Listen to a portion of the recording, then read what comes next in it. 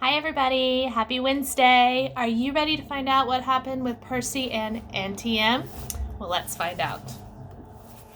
How could I have been so stupid? Think, I told myself, how did Medusa die in the myth? Before I could think, something told me in the myth that Medusa had been asleep when she was attacked by my namesake Perseus. She wasn't anywhere near asleep now. If she wanted, she could take those talons right now and rake open my face. The gray-eyed one did this to me, Percy, Medusa said, and she didn't sound anything like a monster. Her voice invited me to look up, to sympathize with the poor old grandmother. Annabeth's mother, the cursed Athena, turned me from a beautiful woman into this. Don't listen to her, Annabeth's voice shouted somewhere in the statuary. Run, Percy! Silence, Medusa snarled. Then her voice modulated back to a comforting purr. You see why I must destroy the girl, Percy. She is my enemy's daughter. I shall crush her statue to dust. But you, dear Percy, you need not suffer. No, I muttered. I tried to make my legs move. Do you really want to help the gods? Medusa asked. Do you understand what awaits you on this foolish quest, Percy? What will happen if you reach the underworld? Do not be a pawn of the Olympians, my dear. You would be better off as a statue. Less pain, less pain. Percy! Behind me I heard a buzzing sound, like a 200-pound hummingbird in a nosedive. Grover yelled, Duck! I turned, and there he was in the night sky, flying in from 12 o'clock with his winged shoes fluttering. Grover holding a tree branch the size of a baseball bat. His eyes were shut tight. His head twitched from side to side. He was navigating by ears and nose alone. Duck! He yelled again. I'll get her! That finally jolted me into action. Knowing Grover, I was sure he'd miss Medusa and nail me. I dove to one side. The whack! At first I figured it was the sound of Grover hitting a tree. Then Medusa roared with rage. You miserable satire, she snarled. I'll add you to my collection. That was for Uncle Ferdinand, Grover yelled back. I scrambled away and hid in the statuary while Grover swooped down for another pass. Ker-whack! Ah! Medusa yelled, her snake hair hissing and spitting. Right next to me, Annabeth's voice said, Percy! I jumped so high my feet nearly cleared a garden gnome. Geez, don't do that! Annabeth took off her Yankees cap and became visible. You have to cut her head off. What? Are you crazy? Let's get out of here. Medusa is a menace. She's evil. I'd kill her myself, but... Annabeth swallowed as if she was about to make a difficult admission. But you've got the better weapon. Besides, I'd never get close to her. She'd slice me to bits because of my mother. You've got a chance. What? I can't. Look, you want her turning more innocent people into statues? She pointed to a new pair of statue lovers, a man and a woman with their arms around each other, turned to stone by the monster. Annabeth grabbed a green gazing ball from a nearby pedestal. A polished shield would be better. She studied the spheres critically. The convexity will cause some distortion. The reflection size should be off by a factor of... Would you speak English?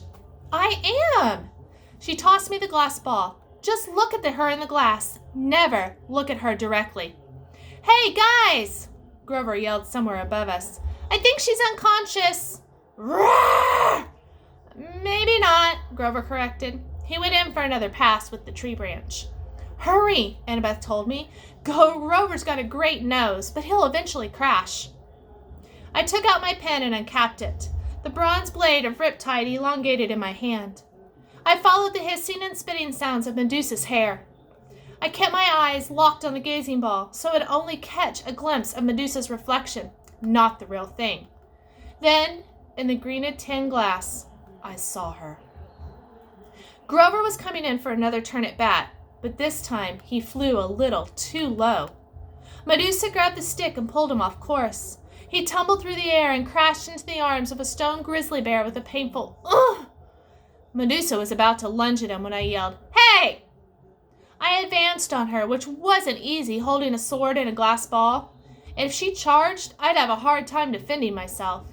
But she let me approach. 20 feet, 10 feet. I could see the reflection of her face now. Surely it wasn't that ugly. The green swirls of the great gazing ball must be distorting it, making it look worse. "You wouldn't harm an old woman, Percy," she crooned. "I know you wouldn't." I hesitated, fascinated by the face I saw reflected in the glass, the eyes that seemed to burn straight through the green tint, making my arms go weak. From the cement grizzly, Grover moaned, "Percy, don't listen to her." Medusa cackled. "Too late." She lunged at me with her talons. I slashed up with my sword, heard a sickening schlock, and then a hiss like wind rushing out of a cavern, the sound of a monster disintegrating. Something fell to the ground next to my foot. It took all my willpower not to look. I could feel warm ooze soaking into my sock, little dying snake heads tugging at my shoelaces. "Oh, yuck!" Grover said. His eyes were still tightly closed, but I guess he could hear the thing gurgling and steaming. "Mega yuck!" Annabeth came up next to me, her eyes fixed on the sky. She was holding Medusa's black veil. She said, "Don't move." Very, very carefully, without looking down, she knelt and draped the monster's head in black cloth, then picked it up.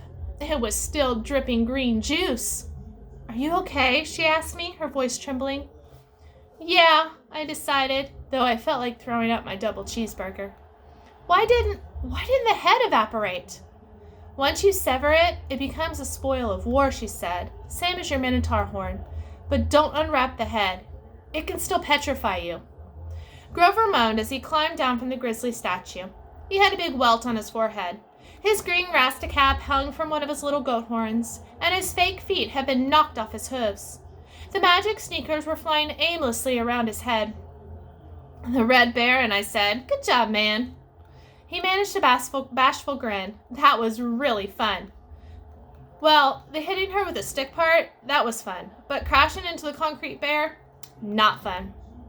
He snatched his shoes out of the air. I recapped my sword. Together, the three of us stumbled back to the warehouse. We found some old plastic grocery bags behind the snack counter and double-wrapped Medusa's head.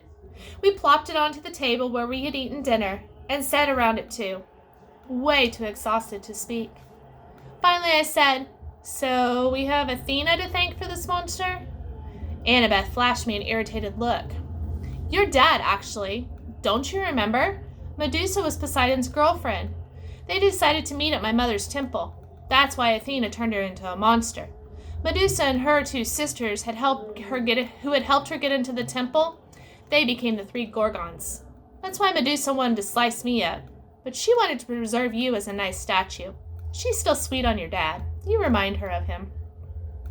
My face was burning. "Oh, so now it's my fault we met Medusa." Annabeth straightened. In a bad imitation of my voice, she said, "It's just a photo, Annabeth. What's the harm?" "Forget it," I said. "You're impossible. Well, you're insufferable. Hey," Grover interrupted. "You two are giving me a migraine. And satires don't even get migraines. What are we going to do with the head?" I stared at the thing. One little snake was hanging out of a hole in the plastic. The words printed on the side of the bag said, "We appreciate your business." I was angry, not just with Annabeth or her mom, but with all the gods for this whole quest, for getting us blown off the road and into 2 major fights the very first day out from camp. At this rate, we'd never make it to LA alive, much less before the summer solstice. What had Medusa said? "Do not be a pawn of the Olympians, my dear. You'd be better off as a statue." I got up. "I'll be back." "Percy," Annabeth called after me. "What are you—" I searched the back of the warehouse until I found Medusa's office. Her account book showed her 6 most recent sales, all shipments to the underworld to decorate Hades and Persephone's garden. According to one freight bill, the underworld's billing address was DOA Recording Studios, West Hollywood, California. I folded up the bill and stuffed it into my pocket. In the cash register, I found $20, a few golden drachmas, and some packing slips for Hermes Overnight Express, each with a little leather bag attached for coins. I rummaged around the rest of the office until I found the right size box. I went back to the picnic table, packed up Medusa's head, and filled out a delivery slip. The Gods, Mount Olympus, 600th floor, Empire State Building, New York, New York. With best wishes, Percy Jackson. They're not gonna like that, Grover warned. They'll think you're impertinent. I poured some golden drachmas into the pouch. As soon as I closed it, there was a sound like a cash register. The package floated off the table and disappeared with a pop. I am impertinent, I said. I looked at Annabeth, daring her to criticize. She didn't. She seemed resigned to the fact that I had a major talent for ticking off the gods.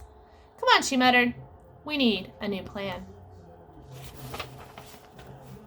We get advice from a poodle. We were pretty miserable that night. We camped out in the woods 100 yards from the main road in a marshy clearing that the local kids had obviously been using for parties. The ground was littered with flattened soda cans and fast food wrappers. We had taken some food and blankets from Auntie M's, but we didn't dare light a fire to dry our damp clothes. The Furies and Medusa had provided enough excitement for one day. We didn't want to attract anything else. We decided to sleep in shifts. I volunteered to take the first watch. Annabeth curled up on the blankets and was snoring as soon as her head hit the ground. Grover fluttered with his flying shoes to the lowest bough of a tree, put his back onto the trunk, and stared at the night sky. Go ahead and sleep, I told him. I'll wake you if there's trouble. He nodded, but still didn't close his eyes. It makes me sad, Percy. What does? The fact that you signed up for this stupid quest? No. This makes me sad. He pointed to all the garbage on the ground. In the sky. You can't even see the stars. They've polluted the sky. This is a terrible time to be a satire. Oh yeah, I guess you'd be an environmentalist. He glared at me. Only a human wouldn't be. Your species is clogging up the world so fast. Never mind. It's useless to lecture a human. At the rate things are going, I'll never find Pan. Pam? Like the cooking spray? Pan! He cried indignantly. P-A-N. The great god Pan. What do you think I want a searcher's license for? A strange breeze rustled through the clearing, temporarily overpowering the stink of trash and muck. It brought the smell of berries and wildflowers and clean rainwater, things that might have once been in these woods. Suddenly, I was nostalgic for something I had never known. Tell me about the search, I said. Grover looked at me cautiously, as if he was afraid I was just making fun. The god of wild places disappeared 2,000 years ago, he told me. A sailor off the coast of Asophos heard a mysterious voice crying out from the shore. Tell them the great god Pan has died. When humans heard the news, they believed it. They had been pillaging Pan's kingdom ever since. But for the satyrs, Pan was our lord and master. He protected us in the wild places of the earth. We refused to believe that he died. In every generation, the bravest satyrs pledged their lives to finding Pan.